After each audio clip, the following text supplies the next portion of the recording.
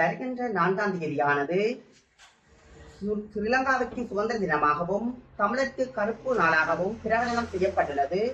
அந்த வகையில் இப்போராட்டமானது வடக்கு கிழக்கு தழுவிய ரீதியில் வடக்கில் கிளிநொச்சியை மையப்படுத்தியும் கிழக்கில் மட்டக்களப்பை மையப்படுத்தியும் பாரிய போராட்டம் ஒன்றினை முன்னெடுப்பதற்கு தீர்மானித்துள்ளோம்.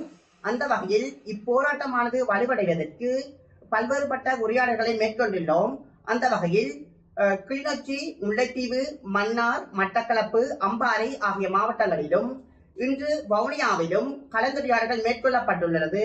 எனவே இப்போராட்டமானது திறம்பட செயற்படுவதற்கு அனைவரின் உதவியையும் அன்போடு வேண்டி நிற்கின்றோம்.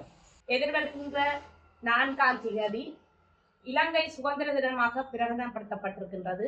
அதே போன்று வடக்கு கிழக்கிலே நாம் தமிழர்களாகிய நாம் எமக்கு எந்தவித சுதந்திரமும் கிடைக்காத போது நாம் அது கருப்பு நாளாக பிரகடனப்படுத்தி தொடர்ச்சியாக நாம் எமது சுதந்திரம் கிடைக்கும் வரை நாம் தொடர்ச்சியாக அந்த தினத்தை நாம் கருப்பு தினமாக அனுஷ்டித்து வருகின்றோம்.